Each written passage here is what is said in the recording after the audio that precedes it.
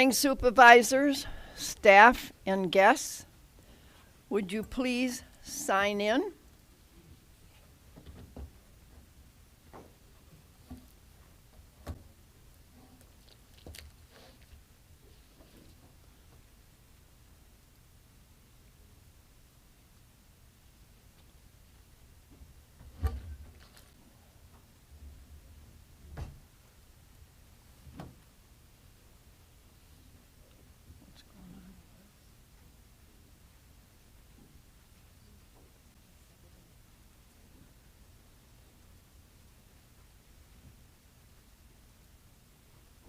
We have 19 present, 2 absent, so there is enough to continue on with our business. Would you please, if you are able, stand for the Pledge of Allegiance? I pledge allegiance to the flag of the United States of America and to the republic for which it stands, one nation, under God, indivisible, with liberty and justice for all. Thank you. I have a motion by Supervisor Diedrich and a second by Supervisor Steer to approve the agenda. There are no questions regarding the second amended agenda. Please vote your ballot.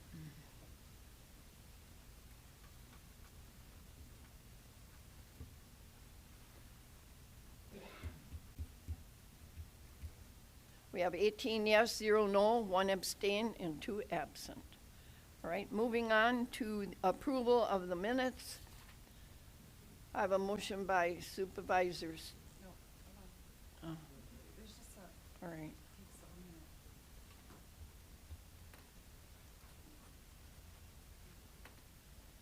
All right, I have a motion by Supervisor Diedrich and a second by Supervisor Miller. Are there any corrections or additions to the minutes? Seeing none, please vote your ballot.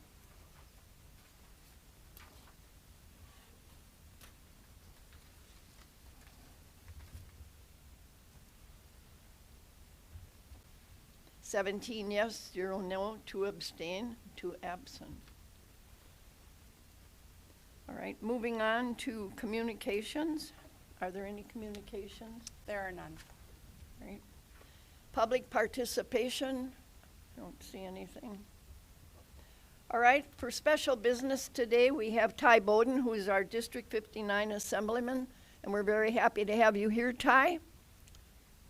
And he's going to give us a little update of what's going on. Here? Yeah, voice activated. All right, good morning, everyone here at Calumet County. It's a pleasure to be here. Thank you, Alice, for the invite. I'm glad over the years I've got to know Alice, and I think her service to this county is just amazing, and hope you stick around for a long time yet. Thank you, Ty. So all of you know, one of the top priorities that have come up, especially in Calumet County, is what we're going through right now with the sturgeon. Were any of you at the State of Sturgeon event in Stockbridge? Yep. Buzz was I saw, but that was truly remarkable. So how everything originated with this was back in October. I had some constituents reach out because they saw the lawsuit came down that had directed the U.S. Fish and Wildlife Service to have to make a decision on the listing of lake sturgeon on the endangered species list by June of 30th. So right away, being from Stockbridge, living there for 16 years and growing up in the area where sturgeon spearing is pretty much everything, especially for this county, couldn't just sit around and do nothing. So I talked to some of our legal counsel, and really it's a federal issue, so our hands were tied. So a couple of things. The first thing that I did was draft a letter to the U.S. Fish and Wildlife Service, to the Department of the Interior Secretary, Deb Haaland. We drafted this letter, circulated. We laid out a lot of information besides the letter on why lake sturgeon should not be listed as endangered in Wisconsin, the economic impact it would have, and really just laid out our conservation efforts in the state over the last 6-7 decades and how lake sturgeon have just thrived. And Wisconsin is is the learning hub around the country for the conservation of Lake Sturgeon. Last April, for example, Missouri, the Missouri DNR sent a couple of people to Wisconsin to work with our biologists to learn about what we've all done to help Lake Sturgeon. And we've sent them off with some eggs, and they were here for a whole month. That's the importance of Lake Sturgeon and their conservation efforts and to keep populations whole around the country. So we laid out that, you know what, if it was listed as endangered here, the funding would dry up. We'd have no more tags. It would be very difficult to maintain the population we do have if these fish weren't fished in Lake Winnebago over a certain period of time. That would also have a very negative adverse effect on the population, whether it be the dwarfing of the sturgeon in the lake, or whether the food would run out. That would be due to food running out in the lake. The red worms would be depleted. So we laid this all out. I circulated the letter amongst all my legislative colleagues. We got roughly 30 signatures, and we sent it off to the Fish and Wildlife Service. That ended up catching the eye of some of the people in the media. Did quite a few interviews right after that, and then it was Congressman Gallagher's office that called me shortly after and said, hey, we saw what you did. We want to do the same thing here. So Congressman Gallagher kind of sent the same thing, did the same thing. They drafted a letter.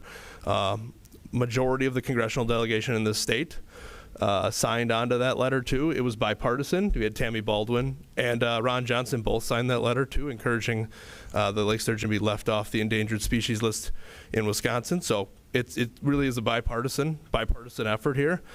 They sent that off, and it kind of just grew into, you know, we got to do a little more yet. So I talked with Congressman Gallagher's office, and it was mostly Gallagher's office.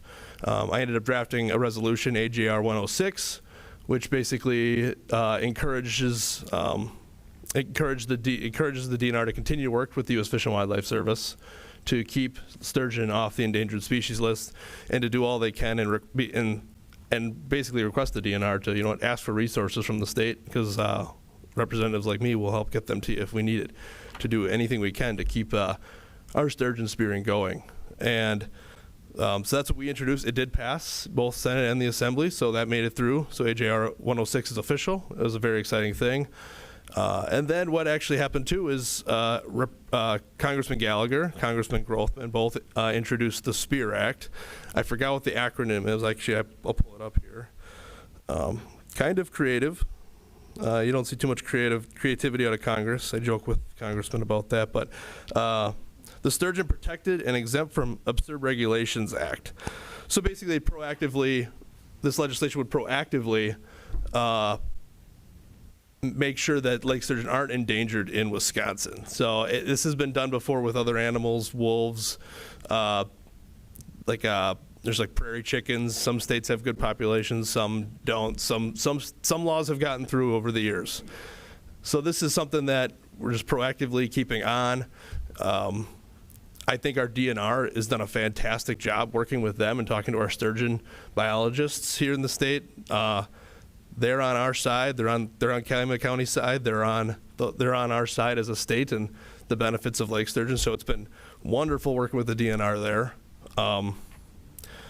And I think if we continue this effort, if we can continue to work together to raise awareness, let the Fish and Wildlife Service know that this would be devastating to sturgeon and to our economy, especially here in Calumet County and all the counties around Lake Winnebago, we will see a lot more business closures. We'll see a lot more lack of tourism. It'll be a sad day if sturgeon spearing went away. It was in Wisconsin, particularly in Lake Winnebago region. I've talked to business owners, a lot of them that said 25% of their yearly income comes from the sturgeon spearing season. I think that if we lost that would be devastating. So, but I'm here to take any questions. And I know you guys have a resolution you're passing, or hopefully passing today, so I appreciate that. I think every level needs to do that. I'm going to be talking to our chambers pretty quick here too, because I think our chambers should get involved, whether they draft their own letters or send their own correspondence to the U.S. Fish and Wildlife Service. That'd be huge. There will be a public comment period coming up, and I plan on getting that blasted to everyone. Once that public comment period's open, I'm sure Alice will get that to her right away. We'll get that to all of you. We'll get to all the local elected officials in the county, just so that everyone knows they can pass the word. We want to flood that U.S. Fish and Wildlife Service website with public comments from people from Wisconsin. So, thank you. Good. Does anyone have any questions of Ty? Mary? June 30th, and there's going to be a 45-day public comment period prior to that date. So that's going to come up pretty quick here. I know that Congressman Gallagher and Congressman Grothman are both working on getting people from the U.S. Fish and Wildlife Service up here in April to watch spawning upriver. We want them to see what goes on here, and we want them to actually sit down and talk with our DNR, and hopefully even some of our businesses. We'll make sure we have the best plan in place to actually make a convincing argument not to list the lake sturgeon. Supervisor Schwallenberg?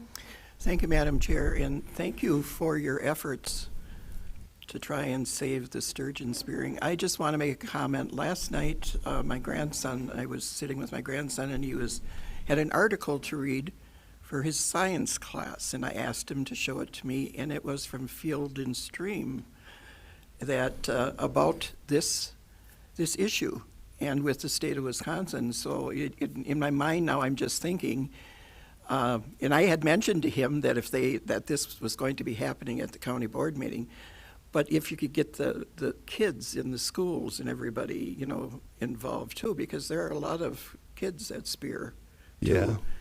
And this is going to relate to them down the line for years to come.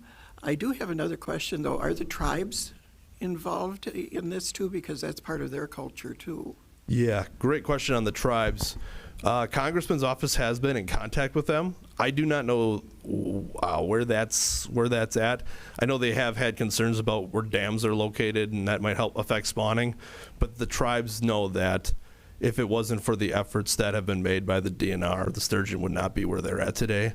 So we'll probably hear more from the tribes here pretty quick. And I'm going to be actually speaking with the tribes, particularly the Menominee tribe, on Thursday. They have the State of the Tribes in Madison, so I'm going to hopefully sit down and talk with them. So I hope we hear more from the tribes, and I hope they are on our side here. They do have quite a bit of influence, and that's just where we have to have some conversation with them to make sure that we can get on the same page or have the same idea of where we want to go. But regarding the students and kids, I think that's a great idea. Because at the State of Sturgeon, there were a lot of young people there, a lot of young kids that were there, and it was pretty cool to see. That gym, for that State of Sturgeon event, we had 200 people RSVP. So we thought, okay, we'll have a good crowd. 200 is really good for a town hall. I've had town halls and I've had 2 people show up. So same thing for the congressman. He said the most he's ever had, or the fewest he's ever had for one was 12. So I think we thought, okay, 200 is pretty good. And then the fire department let us know that we had 980 in the gym. So that was unbelievable. But there were plenty of kids there. And I do think we should reach out to kids, because maybe this could be something they could get involved with as well, in terms of part of maybe their civic duty, where they can also leave comment online. So thank you for that suggestion. I'll actually reach out to my office and see if we can get a letter to the schools and have whether it's their sportsman clubs at schools or even their civics classes. Well, and we're trying right now, if you notice when you walked in the door, there's a display about student governance. So this would get them, involved in signing petitions or writing letters too. Thank you again. Thank you so much. I appreciate that, Mary. Thank you. Supervisor Diedrich? Thank you, Madam Chair. Assemblyman Bodden, thank you again, as Mary said, for your involvement in this. But I'm going to expose my ignorance on this, because I see that Bill H.R. 7037, which we're going to be alluding to later, is to amend the Endangered Species Act of 1973. Does that mean that in 1973 the Wisconsin sturgeon were on the endangered species list? Bring me up to speed on the backstory here, if you could, a little bit. I believe the origination of the Endangered Species Act was from 1973. So when Congress does put out something to amend that, it's basically whether to list something or not list something. I know Congress has passed legislation to list an animal. There's also been legislation to delist an animal. So this is just one of those preemptive bills to amend, I guess, that to put in that statute under the Fish and Wildlife Service to not list lake sturgeon. All right, thank you for that clarification. Appreciate it. No, good question. Thank you. Are there any other? I'd just like to indicate that I've been in touch with Mark O'Connell with the Wisconsin Counties Association and Dan Chase from the National Association of Counties, and they're both been involved with Eric Gephardt, who is the aide for Mr. Gallagher, and they are all sending support letters in support of the H.R. 7037. Right now, I understand it's in committee, so a big push for us all is to get this bill out of committee and get it voted on. So whatever help you can give as well. Yeah, we'll be encouraging. Actually, after this, I will be talking with Gallagher's staff. I'll be talking to Eric, so I'll see if we get a status of that and if he's continuing to push his leadership to get that through committee. We do have Wisconsin Representative Tom Tiffany on that committee. Yes. So I will also, I will actually encourage them to. I'll be reaching out to the congressman's office up in northern Wisconsin too, just to push that along.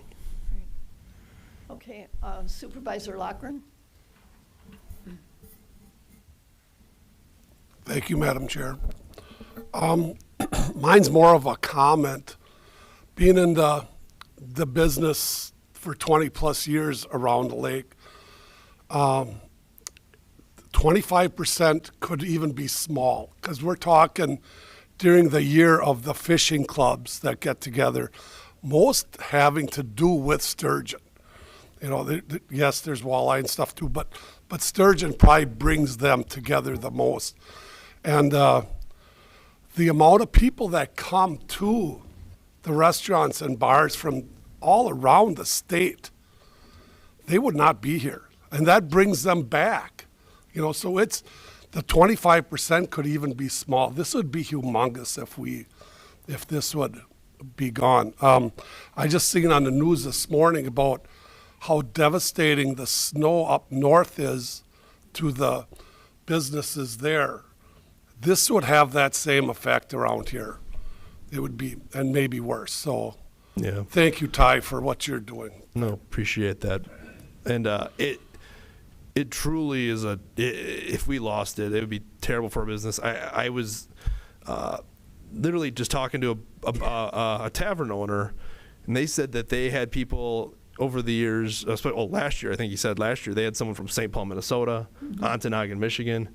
There was someone that he just talked to that called the bar from Phillips, Wisconsin, asking if they'll still be open for spearing, which is just, that maybe that was just their ignorance, or it's just that we shouldn't even have to be asking that question. So I hope, I love that the county here will be working on this as well and sending something out. So it's a joint collaborative effort amongst all levels of government.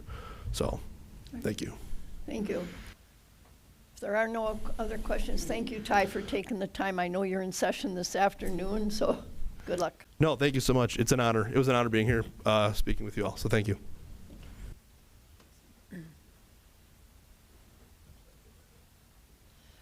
All right, moving on. We have Brian Glaeser, our Highway Commissioner, who will present an update on the highway projects.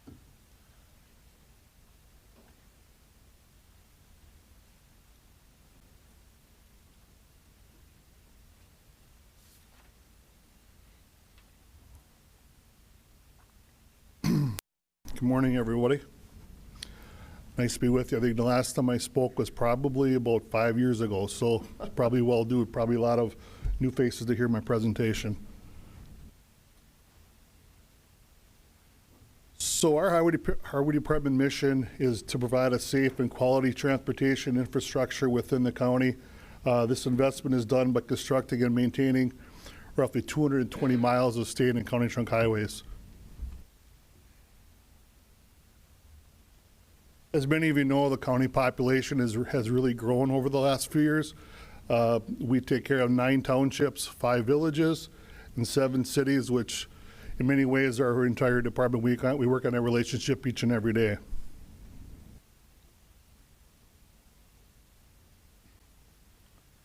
So our staff consists of 23 employees. Myself, Highway Commissioner, I've been with the department since 2014. Our Patrol Superintendent, Chad Shinoa, he started in 2020.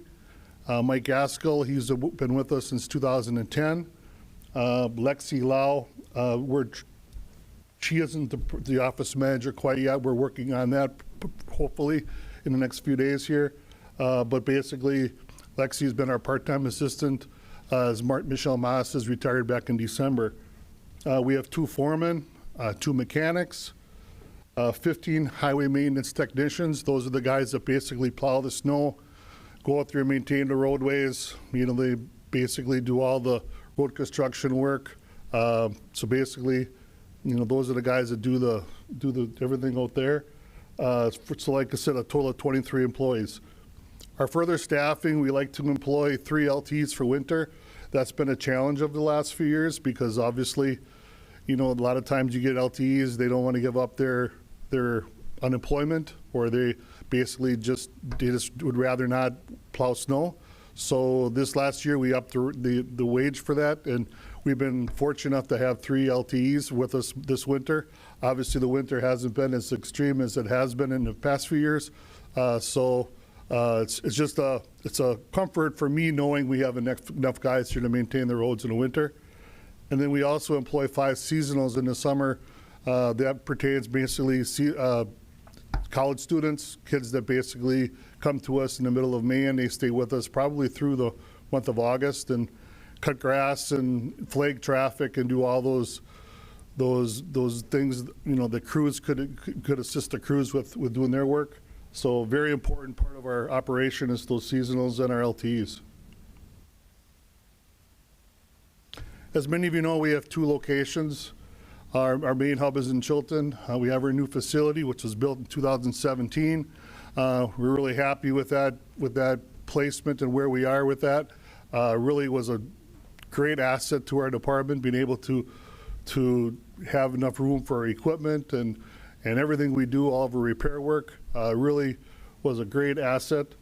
We also have our facility in Sherwood, and that facility probably has about 6 or 7 employees staying there during the course of the winter for helping plow snow to take care of the valley, take care of the area closer to Appleton, which we have to have better response time. So it really is a good amount of, this is just a great thing to have Sherwood there. I think in years past, I think you had a facility basically in the Brilliant area. And just recently, when that was removed back in 2012 or something like that. But this works out very well. Having 2 satellite shops, we maintain the county with great response time. Our highway scope of work, we do a lot of maintenance on our highways. We are the general contractor for the state DOT. We do all of their maintenance work on all the state highways, from patching the holes to cutting the grass to fixing a right-of-way post to a culvert marker, all those things that needs to be done on a state highway. Our department takes care of that for them. We have a great relationship with the DOT. We also take care of our own county roads, and we also do all the construction on our county roads. So we do the best we can with our staffing that we have. We contract some of those services out if we need to, but we do all the maintenance and construction on our county roads. When I say we serve 21 municipalities in the county, it's true. I know when I came here in 2014, the relationship between the municipalities was not the best. We really worked really diligently and really hard at that, and I feel we have a really great relationship with all the municipalities, and like I said before, we work on that relationship each and every day. And each and every day they'll call us and ask us ask questions, or they just want us to do projects for them or whatnot. In addition to that, at times, other counties will reach out to us and ask if we want to assist them or help them with maintenance work. And we've done concrete repair for Outagamie County. We've done center lining for Outagamie County and Oconto County. At times, we'll go down to Sheboygan County or Manitowoc County to assist them if they need help. Always trying to get our equipment revenue and get our equipment moving so we can gain revenue on our equipment.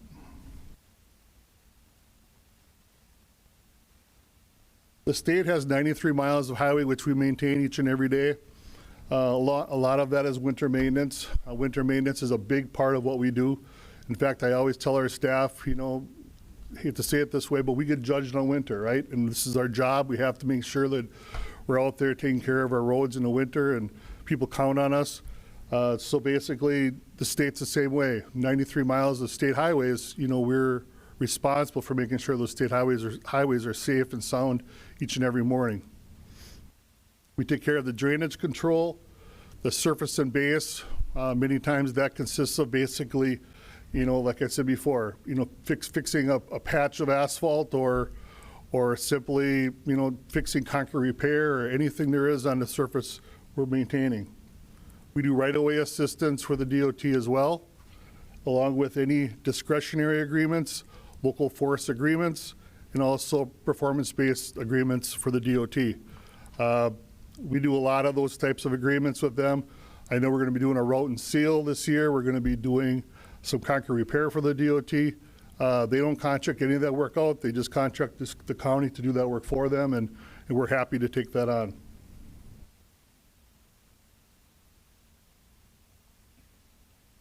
Happily, this year, we have no state construction projects going on in our county. So I'm sure the general public will be happy to know that they aren't going to have any road closures in our county this year. That's a refreshing thing to know that there's no major state projects going on this year.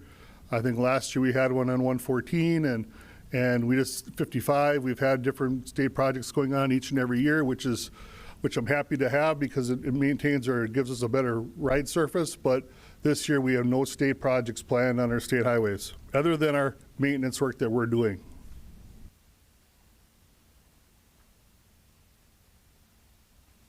So we take care of 128 miles of our county trunk highways. As I mentioned, with the state, we do the same type of things on our own county trunk highways. The winter, the drainage, the culvert replacements, which we do a lot of culvert replacements.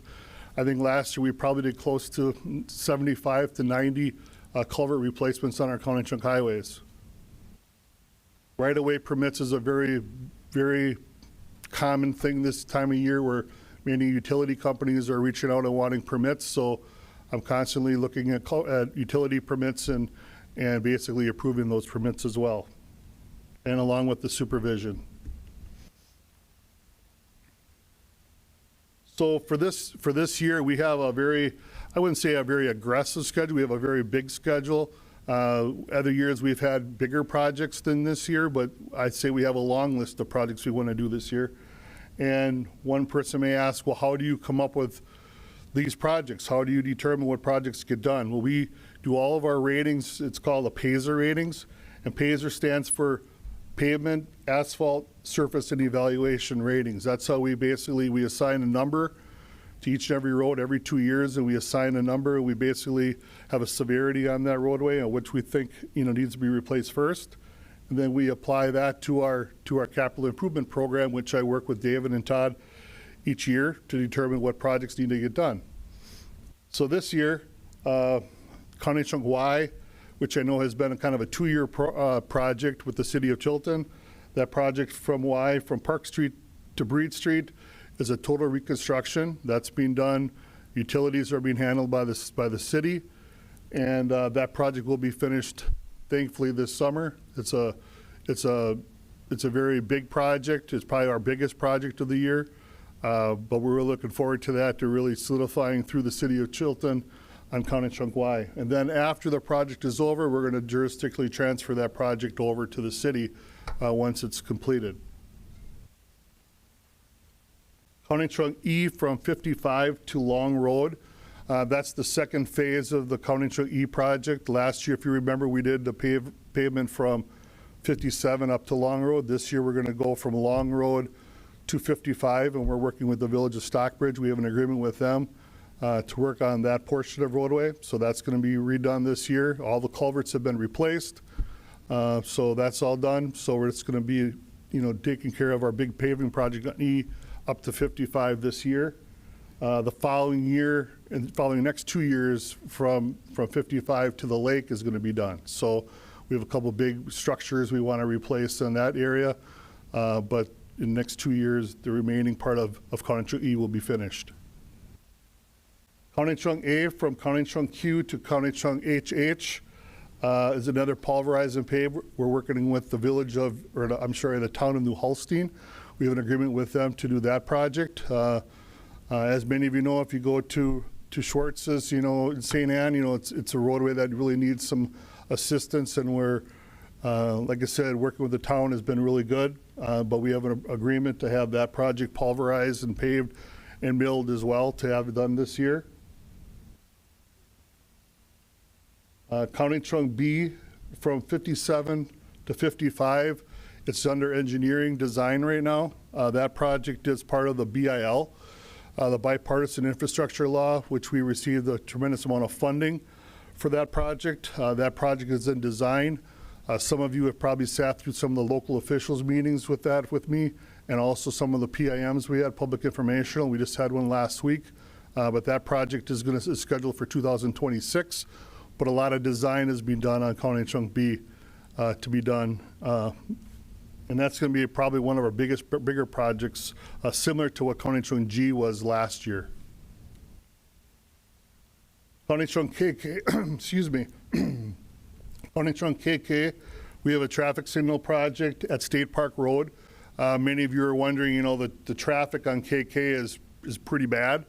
And we've applied for a federal grant to basically reconstruct part of KK, but that's probably 5 to 7 years out. So we decided to work with the town of Buchanan and the village of Harrison to do a traffic signal project at State Park Road, so you could potentially cross easier on KK. But the traffic up there, as we all know, it's busy.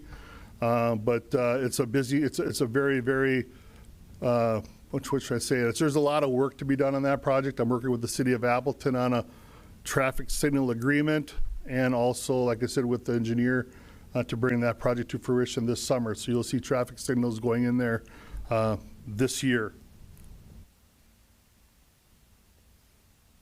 Our plan is to do some concrete repair on Midway on County Trunk AP from Oneida to East Plank. That was a project we wanted to do last year. We didn't get to that.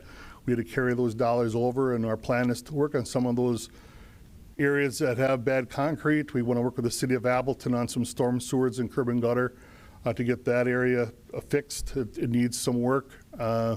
Anytime you have concrete and storm sewers, it's something you just do, right?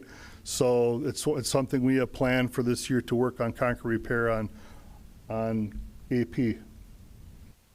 We also are working on a County Trunk H bridge design and replacement just west of Beekle Stone. So that's a project that we were notified through our bridge inspectors that bridge needs to be replaced. So we decided to do that this year. So it's being designed and we're scheduled for replacement. It's got to go to LET, and hopefully that project will be done in probably late summer, early fall. We're also going to be doing some pipelining on H from Jericho to the west. There's a big pipe there that's has a lot of cover, and it makes a lot of sense to do some pipelining. And last year we did something called cured in place glass lining. So we're going to be doing some new technology, which we did last year. It really turned out well. We're going to do the same thing on that project on H this year. Hopefully the bids are out. It's out for bids right now, and hopefully prices come in where it's going to meet our budget, and we can do that project. But we like to get that pipes lined for us. And as I mentioned before, we have 2 structures on E. We have a bridge or a box structure real close to Lake Winnebago that we're working through design right now, and also a dual pipe structure that's just west of 55 that is failing, that we need to do some design and do some work, and our plan is to replace those structures next year.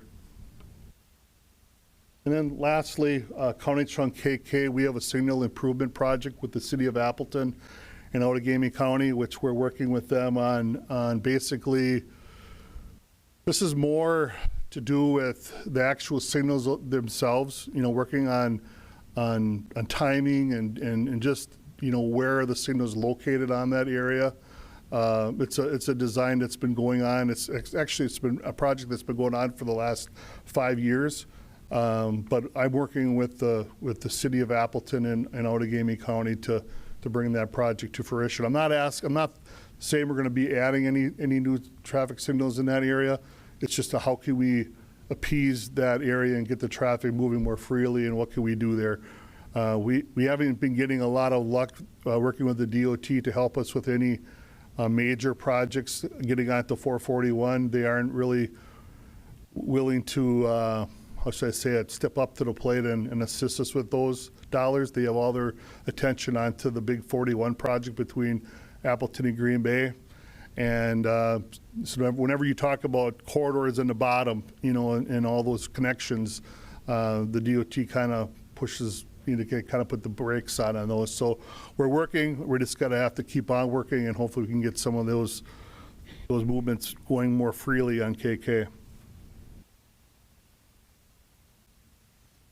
Our facility projects that we've been working on, and I just want to say thank you to the Highway Committee, the County Board, Todd and David, for allowing us to have the ability to get our new salt storage facility up and running. It's been an awesome thing for our department. The DOT really stepped up at the last minute to really help us with that project. And that project is if you haven't driven past, I advise you to do that. It's an awesome thing, and we're really happy about that facility. Our plan is it really cleaned that area up, if you will.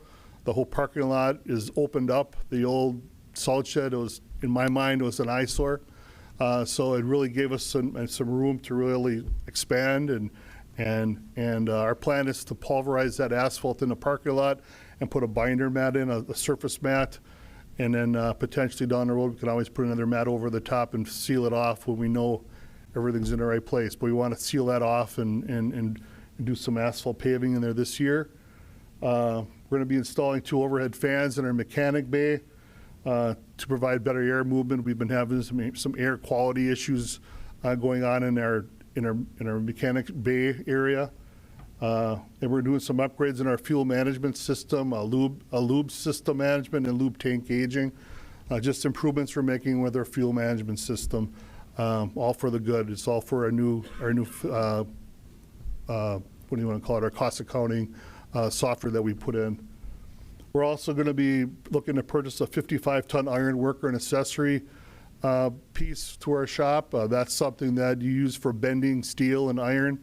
A lot of times when you break stuff, you have to take it away and get fabricated. This way our guys can do that themselves. They assure me that this is something that will be used a lot. That was one of the things I had a great discussion with them on how often we're going to use this. And is it we're going to get our use out of it? And they assure me, yes, this is something that'll be used a lot in our shop. So we're looking forward, our shop is looking forward to having that 55-ton iron worker accessory. Probably one of our biggest things as a highway commissioner and a highway department is equipment, right? And that's one of our biggest things that we struggle with is getting equipment in a timely manner. This year it's been a real hard thing with equipment, just because, you know, you just can't get the equipment, and the prices of this equipment is just so out of its world. So our equipment budget that we actually have been doing it in a 2-year plan, because our 23 things that we ordered in 23 still are not here yet. So our plan is to get them here this year. We had purchased a new sign truck, a new superintendent truck, and also one of our new triaxles. One of our new triaxles we're purchasing is going to have a salt brine insert in the box, which we're going to be able to spray more brine on the 4 lanes up by Appleton up that way. It's kind of a new state-of-the-art type of a truck system we're going to be putting out there. But we ordered those things back, and I want to say probably middle of 2022 already, and now we're in 24, we still haven't received them. So this year, our plan is to get them to here this year. This year, our purchases for this year, we really scaled them back because of those big purchases. So we're only purchasing 2 deck equipment trailers and a replacement to our skid steer concrete breaker. So we recognize the fact of the dollars in 1 year, and it's a 2-year plan. So we, like I said, we scaled it back for 24. And as I said, the purchases have just been one of the hardest things for our department to do, you know, and we as a state, all of our highway departments, we're all talking about how do we handle buying equipment? You know, the cost of this stuff is just through the roof, you know, and how do we function? Because what you spent probably 3-4 years ago is probably up $100,000 more than that, if not more, on some of this equipment. It's just it's hard to stay ahead of that game. So that's one of our biggest challenges, I would say. We have roughly $8.2 million of equipment that we have as a county, and it's an investment that we work on each and every day. My shop superintendent, me and him work diligently on this. We talk every day. Every day we talk about our equipment. We have a little shop talk in the morning. We'll go in there. I'll ask where we at today, how are things going, you know, and just get an idea of how things are going. But we work on that investment, and we understand the importance of taking care of this equipment because it's expensive. So when one goes down, it hurts. So when you have accidents and they get damaged, it hurts, you know, and especially in the wintertime, you know, you want to try to keep your fleet moving. Our shop has been doing more assisting other municipalities with repairs in our shop, which in the past has never happened. We've had City of Chilton come in. We've had City of Brilliant a lot. We've had different towns come in, you know, and that's refreshing to me, knowing that our shop is getting utilized in the right manner. So it's kind of, we're a far cry from where we were years ago, in fact, to how we maintain our equipment and what we do for others. So it's really refreshing. Also, our shop works on the facility maintenance of our facilities, whether it be Chilton and also Sherwood. We work with the facility department here with Adam and his staff, but you know, a lot of times we can do some of that work ourselves, but obviously we can't do it all. So we work with them as well. Cities, towns, and villages, highway maintenance and projects and vehicle repair, which I mentioned before. There's been a big change in how we assist cities, towns, and villages. And just later this morning, early this afternoon, I have meetings with all the cities, towns, and villages at the facility. We're talking about different various funding mechanisms going on. And I can tell you that it's ever since the pandemic hit and all the grants and funding that are out there, times have changed. I think they've changed for cities, towns, and villages, and we have a big project we're working with them on. It's the 6 to 20 foot culverts that need to be inventoried and inspected in the state. And Wisconsin Counties Association and Wisconsin Towns Association and Wisconsin County Highway Association have formulated a plan to do that inventory and inspection program. And I'm going to be having those meetings to basically tell them or assist them how this program is going to work, because I think they've been getting a lot of information that I think hasn't been the most accurate. So my plan is to really sit them down and really talk in depth with them and ask and try to just really explain the program. But like I said, things have really changed within the last, you know, few years with different various funding mechanisms. Added technology, when I talk about our new salt storage facility, part of that is our salt brine that we're working on. So I'm sure many of you don't know this, and quite frankly, this has been something I even explained to other counties in our region because we've changed so much. We currently have a high-capacity salt brine maker in the facility itself that can make up to 6,000 gallons in an hour. This equipment was purchased by the DOT to assist us with this. We also have the capabilities of storing up to 18,000 gallons of brine in 3 tanks next to our brine maker in our salt brine or our salt storage facility. We also have a 4,000-gallon tank of beet heat. Beet heat is something that's an additive to the salt brine to make the salt work in lower temperatures. Granted, when we had the 15 to 17 inches of snow and the 40-mile-an-hour winds and the 0 temperatures, even beet heat doesn't take care of that, right? So we're trying different things, and this is something that we're finding out is the best thing we can use right now is beet heat. It's less corrosive than the regular straight sodium chloride, or calcium chloride. So it's something that we're using. We also upgraded our storage in our Sherwood facility as well. We upgraded to 12,500 gallons of brine storage there, and also 2,200 gallons of beet heat in Sherwood. In both of those facilities, we have something called a brine boss. That brine boss is something that actually mixes the beet heat and the brine together. And that's basically can be then distributed into our trucks. We do a lot of spraying. Just yesterday, Chad had all of our guys, we were spraying all of our state highways, okay? So this morning when we had the frost, you probably noticed the state highways were pretty good. I'm not gonna say they were 100%, but they're pretty good. Well, your county trunks probably not so much. We didn't get a chance to spray all of our county trunks. You just can't spray that many miles in 1 day or 2 days. So the county trunks weren't able to see that brine additive. But we're really thankful for the relationship we have with the DOT and what we can do with brining. It's someone asks me all the time, well, is brining ever going to take away the use of salt?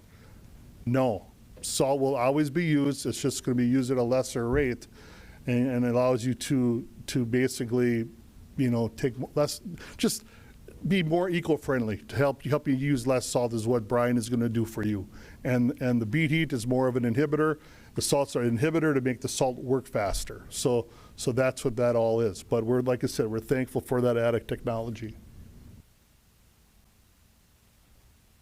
We implemented a new highway financial reporting system. We went live on January 15th, something called the CHEMS. It's a new financial reporting system, which we've basically changed completely from the Naviline to CHEMS. It was a really big change for us, and thankful for that. Something that I think probably Todd or David have probably been sick of me or talking about since they started here. It's our whole financial reporting system was really not the best to get any kind of cost accounting and reporting on our projects accurately.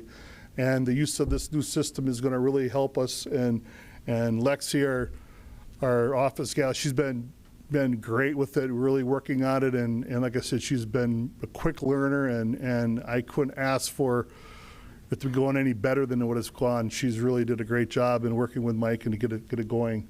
We also are going to be going to a new timekeeping system. We're going to get away from the paper time cards, go more of the technology that way, and that's something called RT Visions. That's going to download into our CHEMS and then into the new Tyler system that David and the group are putting in right now. So a lot of change going on at Highway, but all for the good and very exciting. So that's it for my report. If you have any questions, like I said, I just want to thank everybody for your support for projects and various other things. So questions?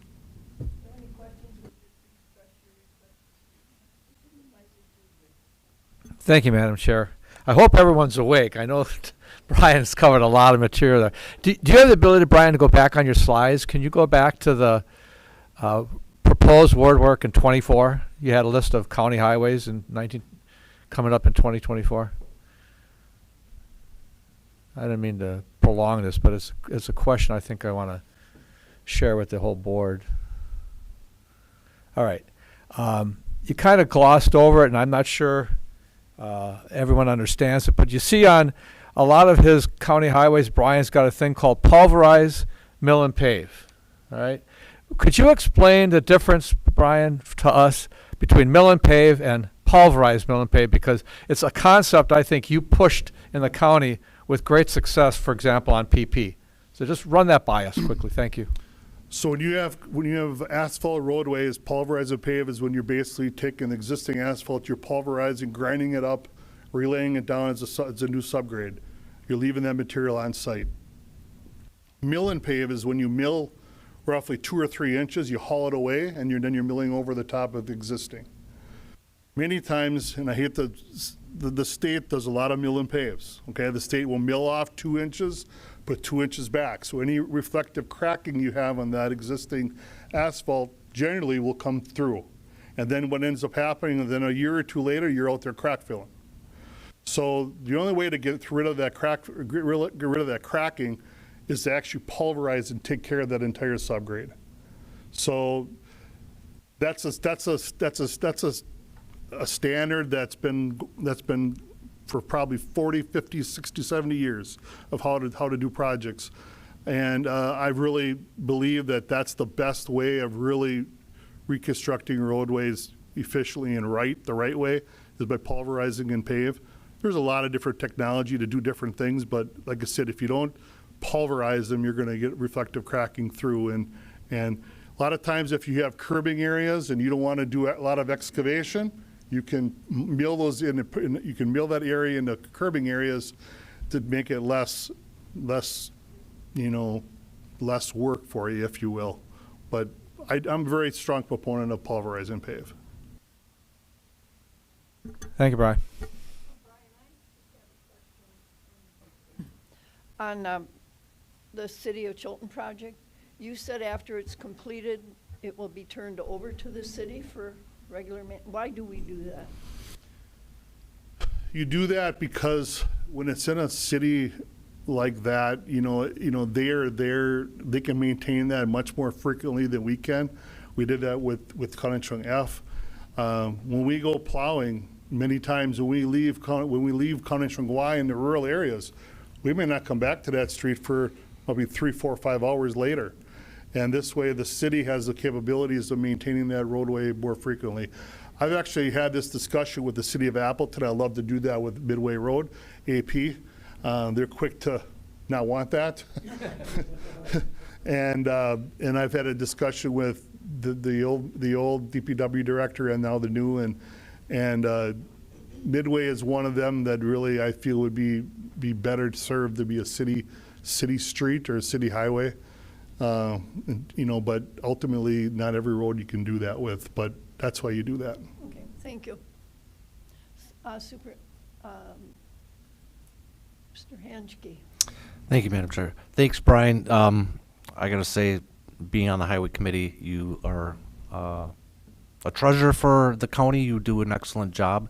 My only question I have is, can you give the board a sense of the funding that is involved in this and the fact that you work very diligently to get grant money to offset the cost so it's not 100% on the taxpayer? Can you kind of just maybe at a high level just report to the county board here the amount of funding that we receive through grants? And that's not easy, and maybe you might want to talk about what goes through the grant process. Thanks. Yeah, it's a very, very lengthy process. I mean, SDP, urban, we did a Lake Park Road. If you remember, that was a county trunk highway. That was, we received a tremendous amount of funding for that. The BIL money that's out there, county trunk G, when we applied for that grant, I basically did this thinking, well, I'll just apply, I'll never get the project, and lo and behold, sometimes it's who you know and who helps you with projects. I feel that's what really aids you in getting a project. And I had a really good partner with me on that G project, and we received roughly, I want to say, at least $3 million of funds to do G. Some may say, well, why did you do G? G wasn't even that bad. Well, when you apply for a project, sometimes the projects don't meet the standard. A road that you may think is in bad shape may not meet the standard for the funding. So that's the hard part about it. County Trunk B is a good example of that. I applied for County Trunk B for this BIL money through the federal government, and I applied for that thinking, well, I'll never get the project. I got one for County Trunk G. Lo and behold, I got a project. There'd be a lot of counties out there that basically will say, how did you get 2 projects? We didn't even get 1. I said, well, sometimes it's you got to ask the right people to help you with the project, and I've tried to tell people that a little bit more, and And this BIL this funding is hard. It's not easy to put these together. And I just submitted 2 projects on the new surface transportation grant system for roughly $20 million, for one on KK and one for AP. We want to do those 2 projects. And it's in the system. It's very competitive because we're dealing with the MPO in Appleton, and then you're competing with the Village of Kimberly's and the City of Nina's and all of them, you know, and sometimes the amount of money that's there isn't enough to do even a portion of your project. So it's very harder than what it looks. It just, trust me, it's much harder than what it looks when you see, yeah, I got funding for that project. And even the bridges that we just got 4 bridges, they're funded 100%. 100%, 4 bridges were funded, and that's very rarely. So when you talk to cities, towns, and villages, you tell them you need to step up and do this project, whether you want to do it or not. It's work, but if you don't do it, you're not going to get any. You're going to end up paying even 20% on $1 million is a lot of money for a township. So we've been very fortunate here, and I'm not saying it's going to be like that for everybody, but yeah, it's a lot of work goes into that. Anything else? Any other questions? Sorry to take so much of your time this morning. I know it was a long presentation. I know when Todd told me 15 minutes, I said, well, it'll be more than 15 minutes with everything I got to talk about. So It was it's been very 5 years. informative, So- Brian. I so- think lots of times we don't realize how much is involved in what the highway department does, and thank you very much. Thank you. All right, moving on, we have Jason Pausma, our Economic Development Director, and Rick Sense, our Economic Development Tourism Specialist, and they're going to let us know what's happening in the county of Calumet.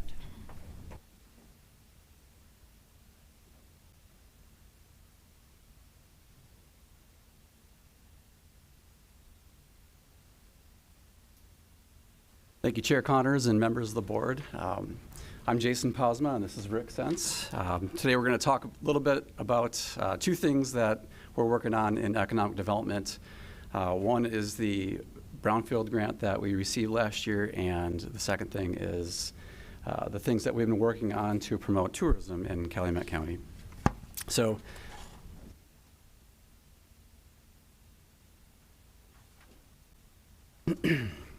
I'll start with a brief history of the Brownfields grants in the county. Back in excuse me, I got the wrong slide here. Back in 2019, the county was previously awarded a $300,000 grant. That was an assessment grant, and that wrapped up last year in 2022. That grant was used to do assessment grant, not any remediation work. I know it was used in Chilton and Stockbridge, Brillion, New Holstein.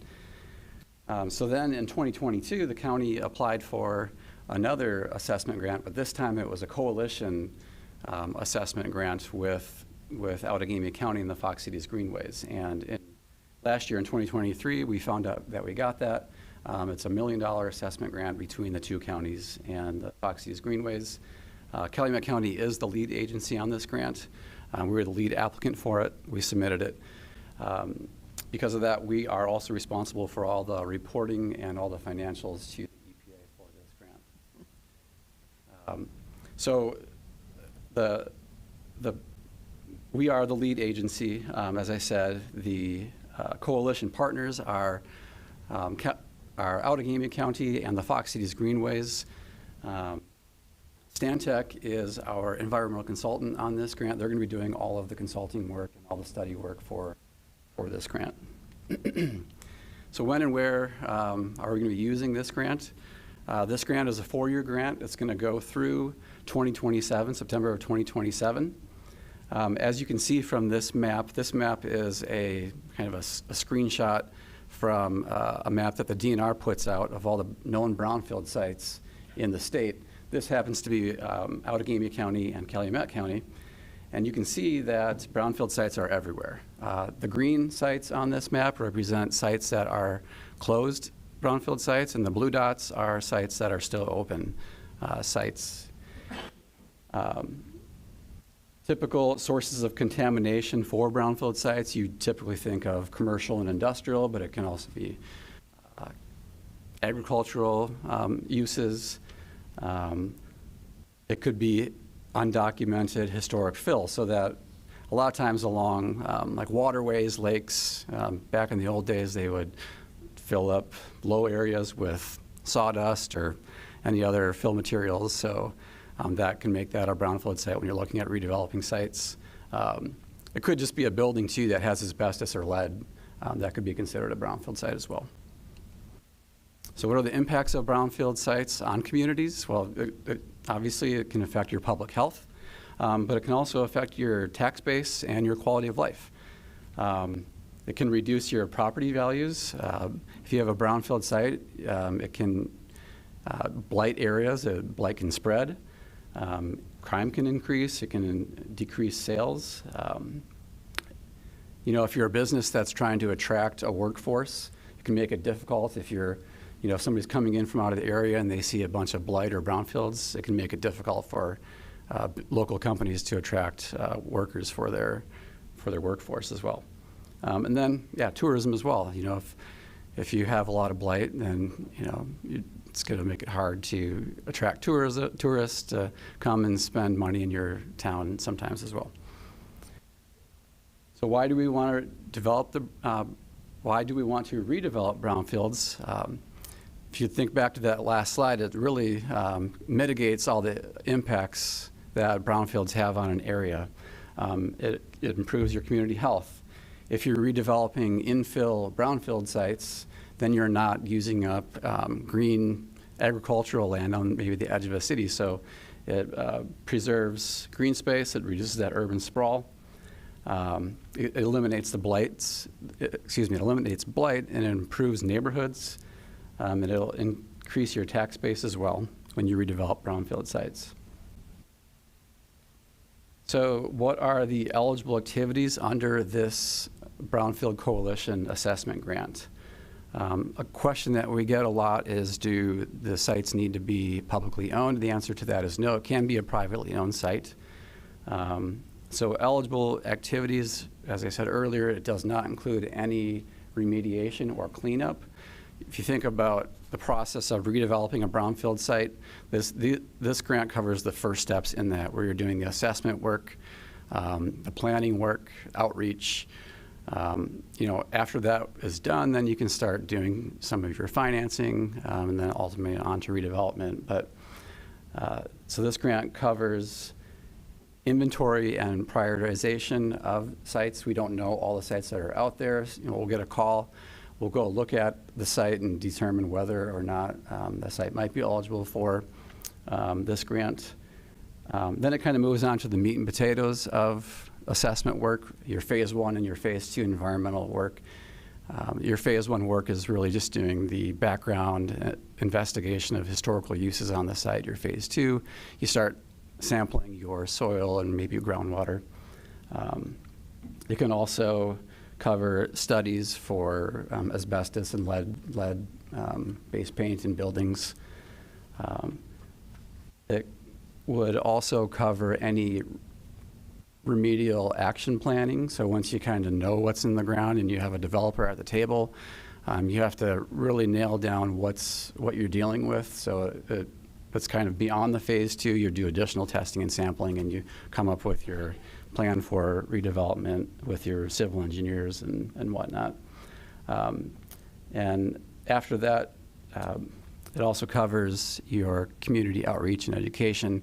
So we had a outreach meeting on January 30 between Outagamie County and Calumet County, all the stakeholders, and we told them about this program and shared all the details with them as well. And finally, it can cover program and management and administration. So time spent on this grant is also eligible cost for this grant. So lastly, if you do have a brownfield site, or you think you might have a brownfield site, how do you nominate it?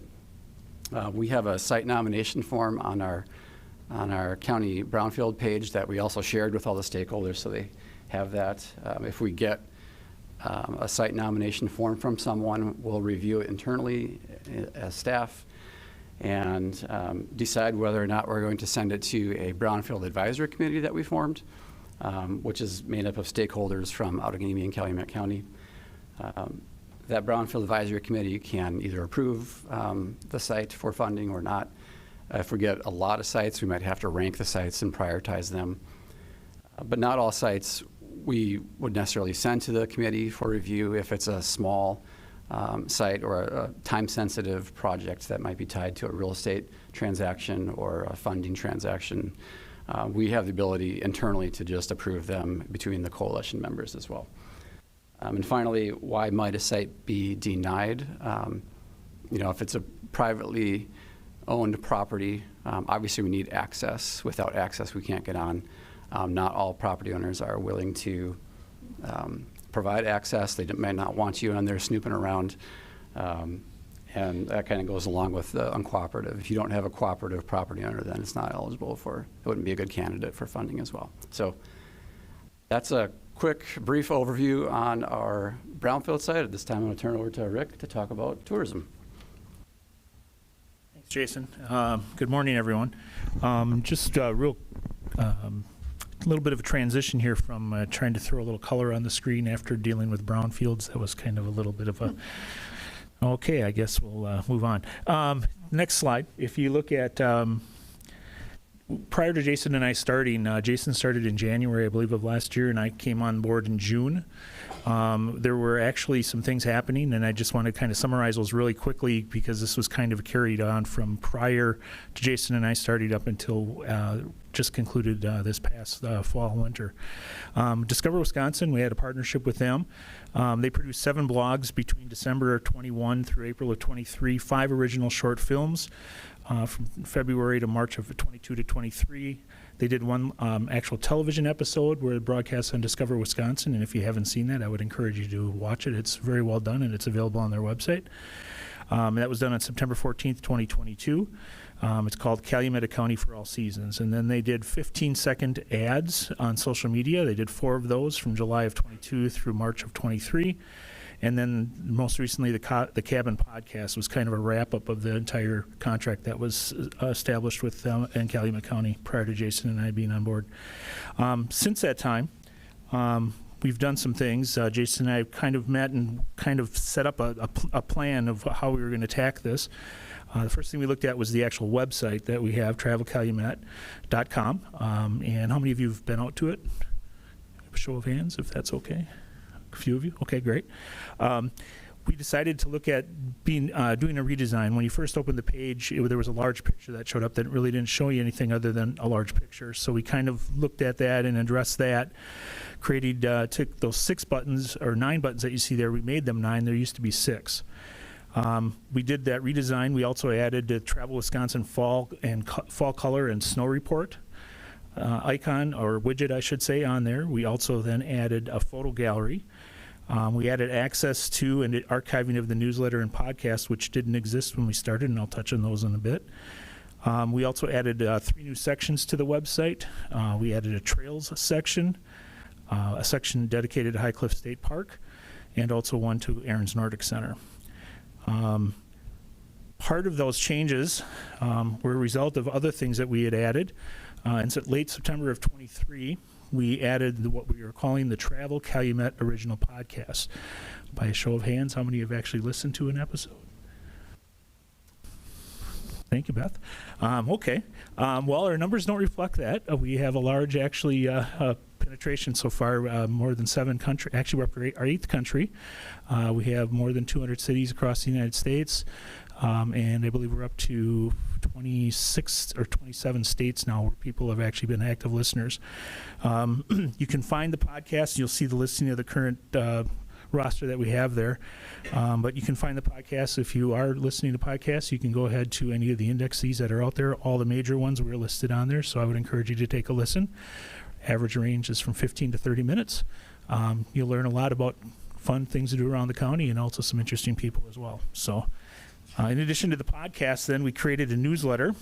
The newsletter started, it was kind of a complement to the Focus on Calumet newsletter. show of hands again. How many are subscribing to the Calumet County newsletter, the Focus On? Okay. And I would encourage you all to do so. There's some really good information in there, and if you would like to, feel free to either contact me via email or let me know, and we'll get you signed up for it. Very easy to do. But in the newsletter, you'll keep up to date of what's going on in the county from our efforts on the travel side. And it's really been fun because as part of that process, I've been starting to meet with area attractions, trying to develop a common working plan with those groups. Like, for example, the ag tourism group, we're having our second meeting coming up next week, or 2 weeks from now, excuse me, and we're talking about ways we can cross-promote the activities that they're doing instead of just allowing everybody to go off on their own way and not really talking about some of the same things. So you'll see a lot of that covered in the newsletter as well. We have nearly 900 unique subscribers for that, so with the folks in the room, we push it over 900 probably. So then we also had the opportunity with a partnership with the Convention and Visitors Bureau in the Fox Cities to have a kiosk in the Fox River Mall. There's a picture of the kiosk we had. It was open from October 2nd to November 13th of last fall. A lot of foot traffic, a lot of positive reaction to it. We were able to give out more than 300 unique visitors guides, which is a sizable amount to give out in one location. We were very pleased with that, and we're looking forward to doing that again next year. The theme was winter travel, and I think we had more snow inside of our kiosk than we have actually had on the ground this year. So we've also had the opportunity to earn media. Reached out to different organizations, especially in the supper club world. You may not be aware of this, but Calumet County is the supper club capital of the Midwest. We have that trademarked. And that has led us to opportunities to network with other supper club aficionados across the state. And that has in turn ended us in the opportunity to have some earned media. Michelle McCormack has a series. She's one of the nightly hosts on WFRV Channel 5, Local 5. She has a series that she does, a regular series on supper clubs. She had me as a guest talking about the Calumet Supper Club experience. And if you want to take a look at that there, we do have a spot on the WFRV website. And from what Michelle tells me, it's been visited quite a bit. So great opportunities there to get the word out at no cost to the county or to the taxpayer. We also made the decision to try to find other avenues and ways to get people to come visit us here in Calumet County. One idea that Jason and I had was we approached and joined an organization called Circle Wisconsin. What Circle Wisconsin does is they are designed to attract motor coach tours to the area. We feel Calumet County has a lot of great opportunities to do that with the supper clubs and the different attractions that we have, especially the ag tourism ones that I mentioned before, as an opportunity to draw people in through the tour bus motor coach idea. So we're excited about that. We joined just in December. You can see our listing that is on their website right now, and it's an opportunity where motor coach tour organizers come to the site regularly and take a look at things that might be of interest to their patrons that they have. So we're really looking forward to seeing that take off. Also, at the end of the year, we debuted billboards. How many of you seen billboards when you've been driving around the area? Good, okay. We ran the campaign on the digital billboards around Christmas through the end of the year and into early this year, and then switching over to the actual hard location billboards that Lamar Advertising provides. You'll see a picture of one up there from Ashland Avenue up in Green Bay to Pier. In addition, the two signage displays there are the two signs that were used. The white one was used more on the digital, or excuse me, the blue one was used more on the digital, and the white one on the print one. We had digital, the hard signs are in Green Bay, Fond du Lac, and Appleton. So we also published the 2024 Visitors Guide. That came out in actually the last couple of days of December. We partnered again with Xander Press. We were able to we had to expand the edition this year.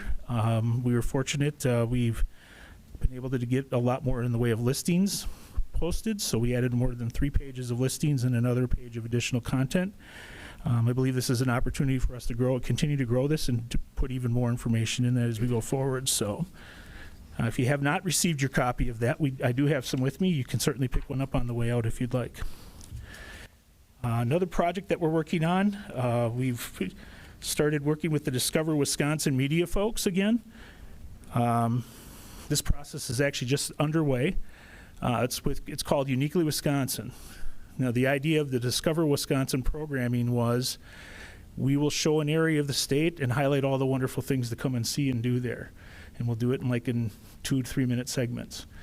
With this program, it's actually kind of taking that, but turning it on the ear of, instead of focusing on the locations, they're going to focus on people in those communities.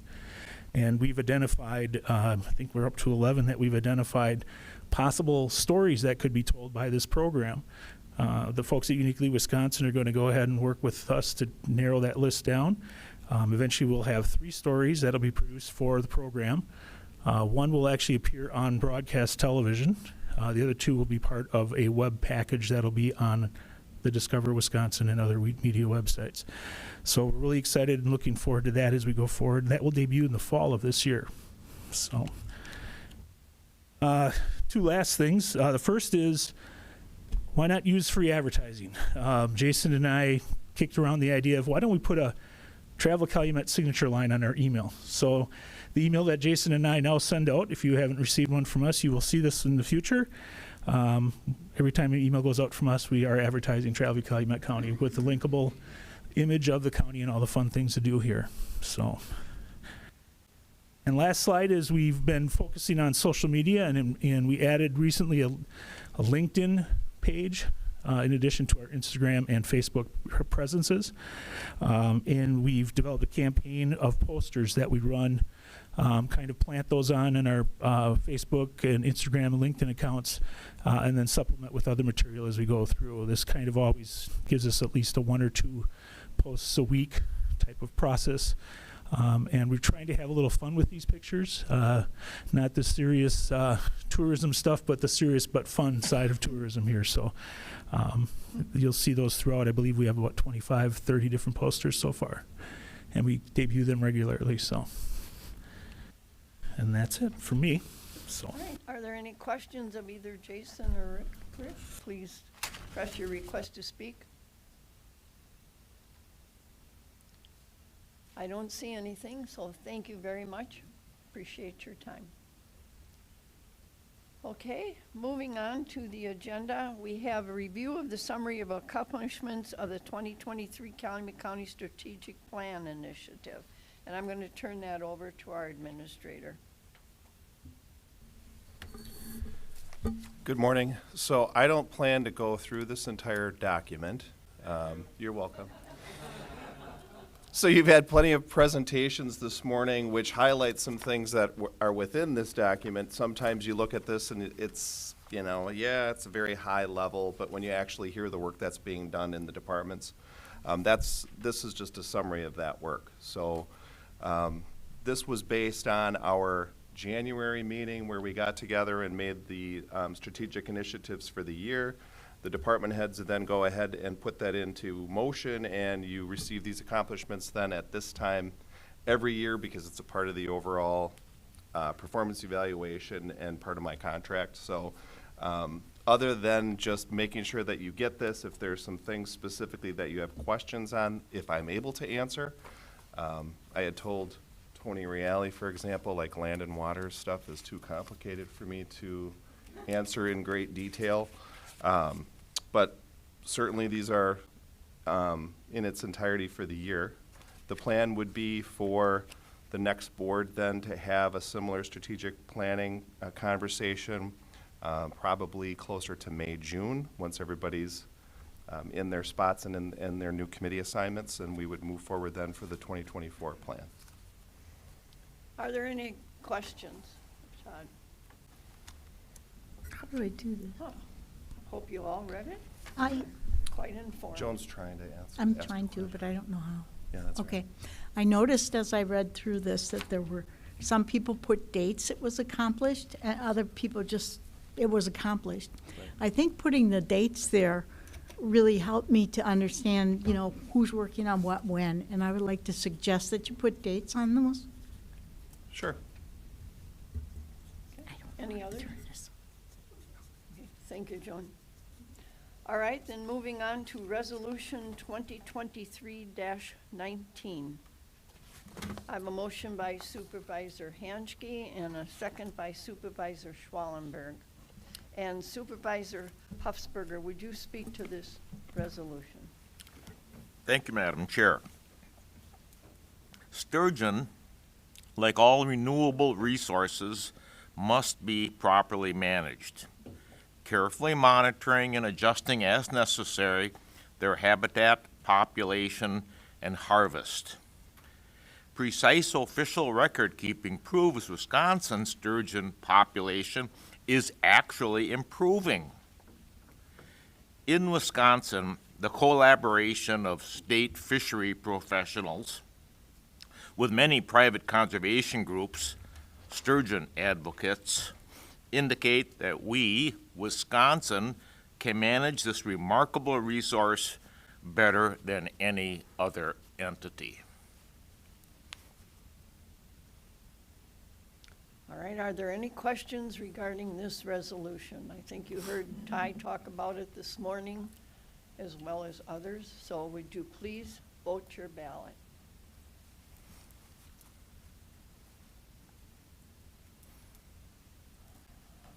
Doran is not here.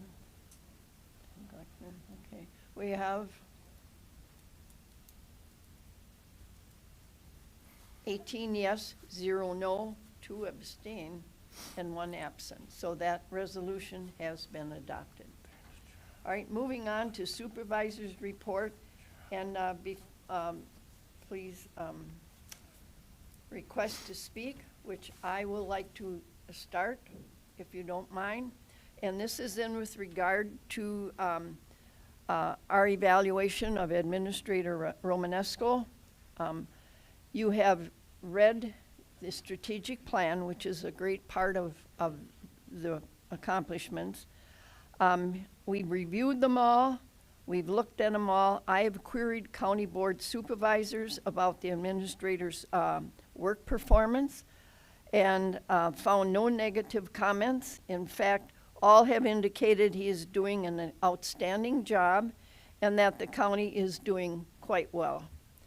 So in conclusion with all of this, the evaluation is now complete and in good standing for Administrator Todd Romanesco. So if you have any questions, I'd be glad to answer them. Supervisor Steer. Thank you, Madam Chair. I recently attended the Fox Valley Veterans Council, and our keynote speaker was the commandant of the King Veterans Home. She gave a great presentation. Also there was Michelle, our new VSO, and it's a great program, and it meets every 3 months. There's many organizations that partake. They have an annual report from 2022. The assistance they've given is over $152,000, average per veteran over $1,000. So, and there's a list of contributors and all that. But what I'd like to share is Mission Possible, starting May 10th and May 11th. It's for the public and everyone else. There's going to be a former POW speaking keynote. It takes place at the Fox Ace Exposition Center, also at Jones Park. Music and other events. So, thank you.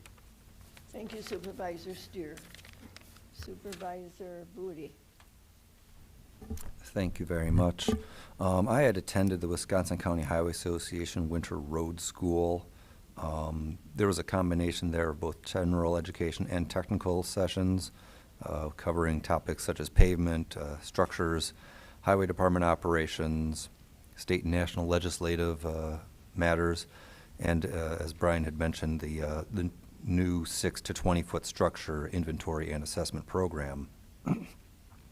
I'd also attended local official meetings on US Highway 10 at County Trunk Highway D. Wisconsin Department of Transportation is looking at constructing a roundabout in that location in the future years. I also attended the County Highway B local officials meeting.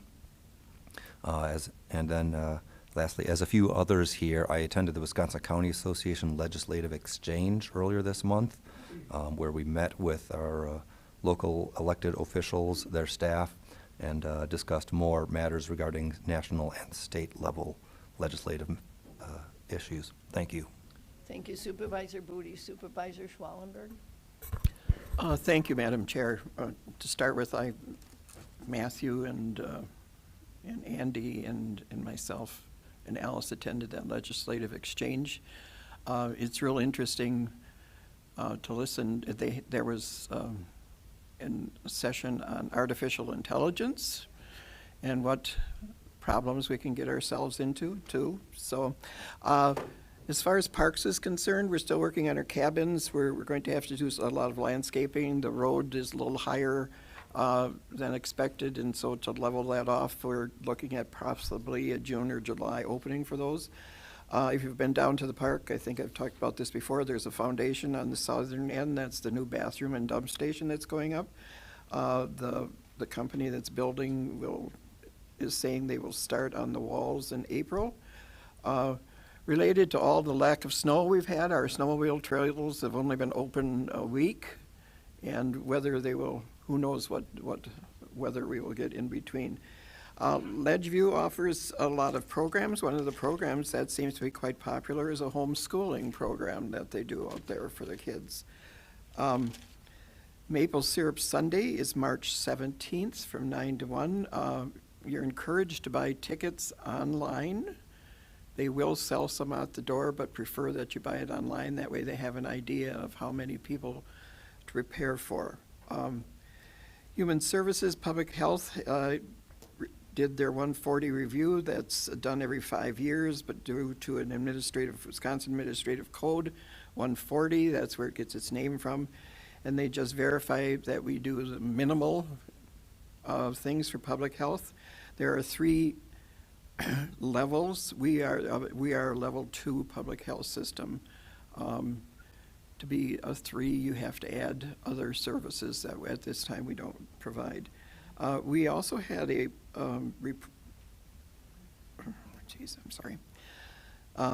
ADRC talked to us about Project Safe Response, that people can sign up if they have family members or caregivers for people with dementia or autism with the police departments, so that should they come in contact with them, they know what their behavior is. Our doctor that is on the committee also said that we talked about that they should talk maybe to, since we now take care of our children with disabilities education program, that they should talk to them and learn something new. Like I said from our doctor, that autistic children tend to go to water.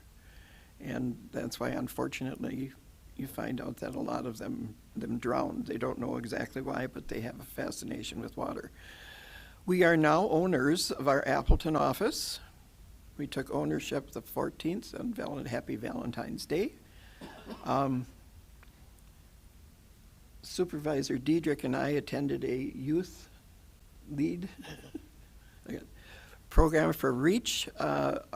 It was the part that was very eye-opening and disturbing to me was when the students described about the use of drugs and the sale of drugs in their schools. And these are local schools. We have 3 children that are in high school and 3 that are in junior high on that committee. And 2 of the junior high are from a parochial school. But it was mind-boggling. You think those things don't happen in your community, but they do. I think that's all. Thank you. Thank you, Supervisor Schwallenberg. You had the county administrator's report. Were there any questions regarding that report? If not, I just want to remind supervisors to check your iPads daily. There's always information on there from the Wisconsin Counties Association, the Wheeler report, which lets you know what bills are coming up. Wisconsin politics. There's a lot of information in there. And there's also every Monday, Wisconsin Counties Association from 11 to 12 puts on a live presentation. They let you know what's going on. Kyle Christensen gives you an update on the legislation that's pending or it has been passed. There's a lot of information on there, and I know a lot of you probably don't even look at it daily, but I would suggest that you do, because you can find out also what's going on in your county and other areas where you might want to go for educational purposes. So please just put that on your agenda to check it at least daily, if not oftener. All right, our next regular meeting will, I just want to let you know we're having a student government day on March 18th at 8:30 in the morning. You're certainly welcome to attend if you want. It's just for educational purposes, just to let you know how we run our program. And as always, Maggie Bruckner is still working with youth and government, and that's moving along quite well as well. So our next regular meeting will be March 19th at 9 a.m. And because we've completed our agenda, I adjourn this meeting. Thank you.